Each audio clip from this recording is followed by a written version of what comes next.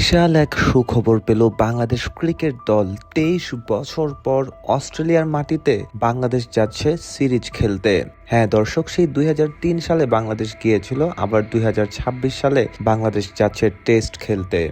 প্রথম টেস্টটি অনুষ্ঠিত হবে অগাস্টের 13 তারিখ এবং দ্বিতীয় টেস্টটি অনুষ্ঠিত হবে অগাস্টের 22 তারিখ।